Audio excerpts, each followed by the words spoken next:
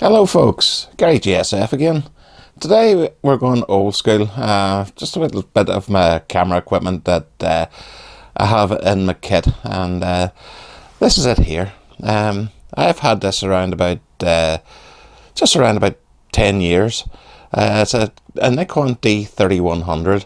It's an APS-C sensor DSLR, just an entry-level camera, but performs very well, and I think it's going to stay with me for a long time, as it has done already. 10 years is a long time for me with a camera, but there we go. That's it. We'll get down into having a look at the bits and pieces that I have with it, and the basic functionality of it.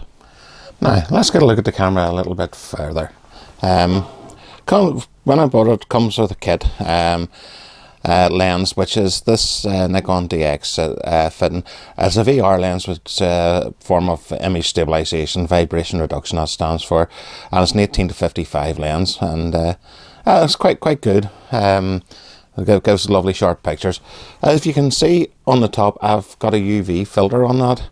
Now, with digital sensors, you don't really need it. It was really for film cameras, but it makes for a very good protection for your lens.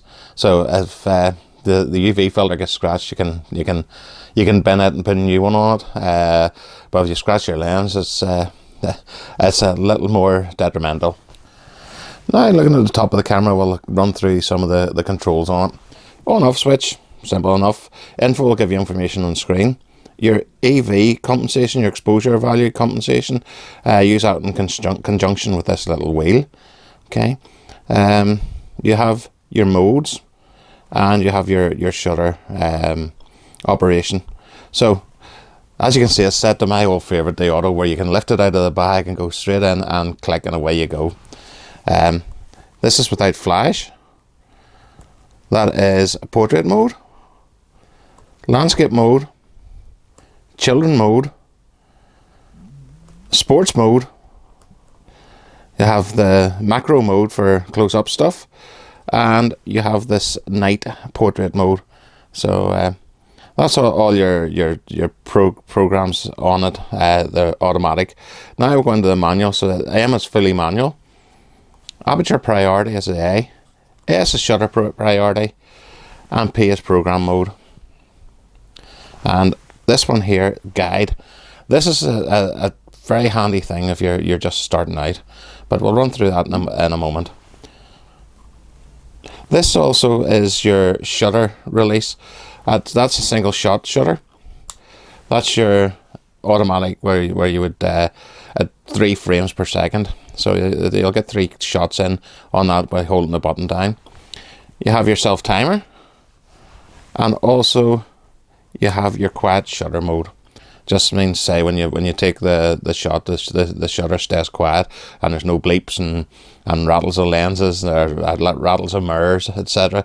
So that's the quiet mode. Now, this is the guide mode. It gives you shoot, view and delete. The photographs are set up, but if you're going to shoot, just use this little navigation pad. No touchscreen. It's at 12 years old, it wasn't very popular. It's coming up in 12 years since this was released, so it is doesn't have touchscreen. Okay, shoot, easy operation. Okay, auto, full auto, no flash, distant subjects, close up, sleeping faces, moving subjects, landscapes, portraits, and night mode. All really what's on the dial at the top. You also have advanced operations as well, where soften backgrounds, bring more into focus, freeze motion people, freeze motion vehicles, show water flowing, really simple enough, and use timer or quiet shutter. So if you go into that, you can use the timer, tells you how to do it, and that will guide you on it.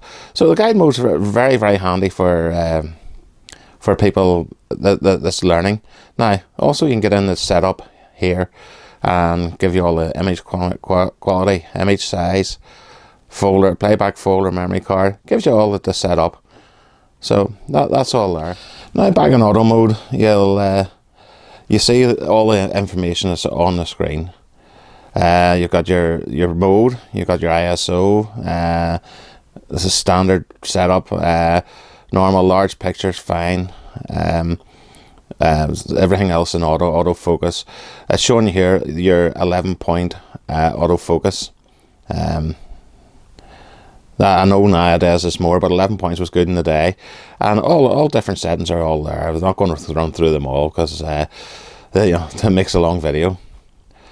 But if you go also here, that's the playback. Then you've got the menu. So you have the shooting playback menu, shooting menu. If you go across, then you can change all those settings. Okay. Then you have your setup menu to set up the camera. Retouch menu. If you want to edit your photos in the camera, you can do. There's quite a few effects there you can, rather than putting it into software. So, and then you have recent settings. So everything's there.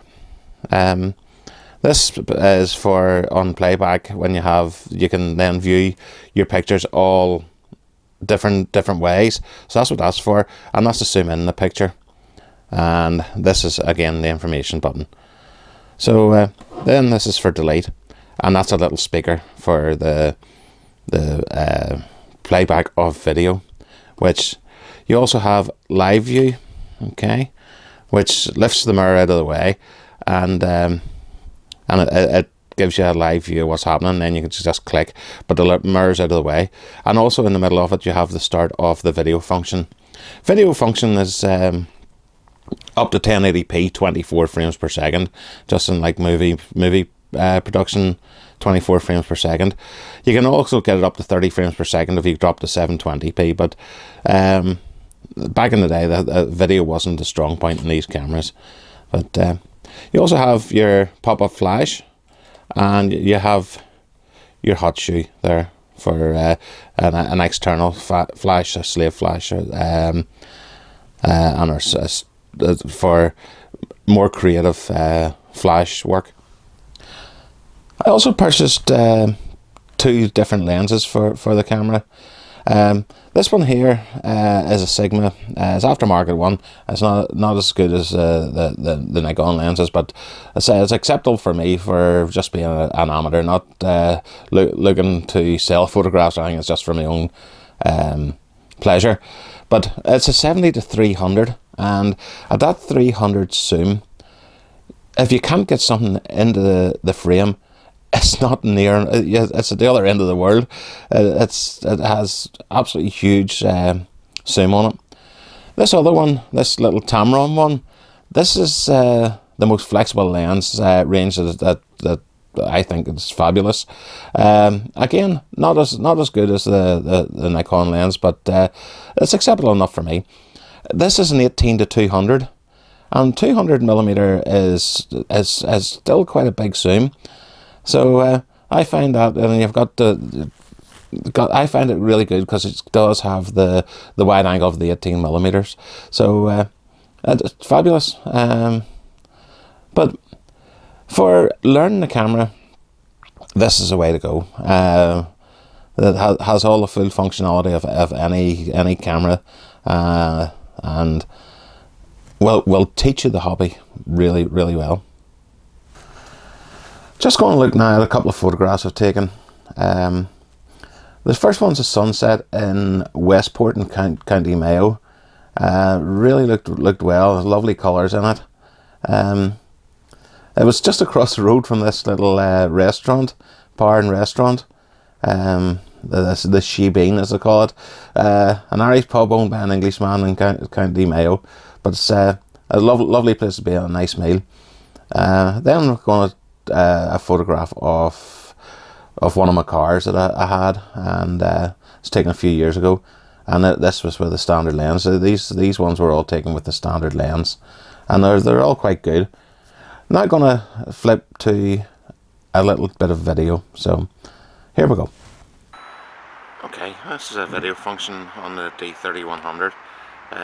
It's 1080p at 24 frames per second. Now you can get 30 frames per second if you drop to 720p. But performs quite well for a camera of almost 12 years old. A little bit slow to focus after simming, but again, if you're holding it at a steady sim, there's nothing to worry about. But there you go, just a quick look at the video function. Okay, that's my little D3100. I never will sell it. It does exactly what I want to do. Maybe at some stage I will upgrade it, get something with better video on it. But as it stands, it's a great stills camera, and I will keep it. And I've got the lenses I want for it. So, folks, if you've managed to make it this far, thanks for watching and having a look at one of my old school cameras. But again, thanks for watching. Take care, everyone, and bye from Gary GSF.